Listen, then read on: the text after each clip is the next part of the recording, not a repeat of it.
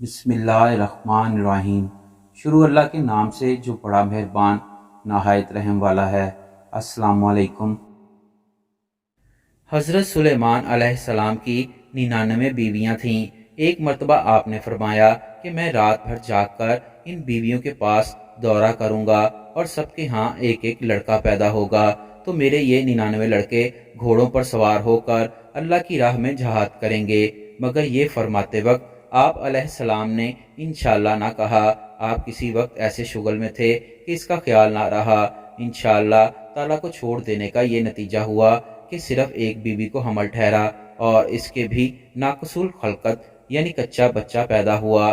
پیارے نبی حضرت محمد صلی اللہ علیہ وآلہ وسلم نے فرمایا، اگر حضرت سلیمان علیہ السلام نے انشاءاللہ کہہ دیا ہوتا تو ان سب 99 بیویوں کے ہاں لڑکے پیدا ہوتے اور وہ خدا کی راہ میں جہاد کرتے۔ قرآن پاک میں اللہ تعالیٰ نے اس واقعے کو بہت مختصر طریقے پر اس طرح فرمایا ہے، اور بے شک ہم نے سلیمان علیہ السلام اور ان کے تخت پر ایک بے جان بدن ڈال دیا۔ پھر رجوع لایا، عرض کی اے میرے رب مجھے بخش دے اور مجھے ایسی سلطنت عطا کر کہ میرے بعد کسی کو لائق نہ ہو، بے شک تو ہی بڑی دین والا ہے۔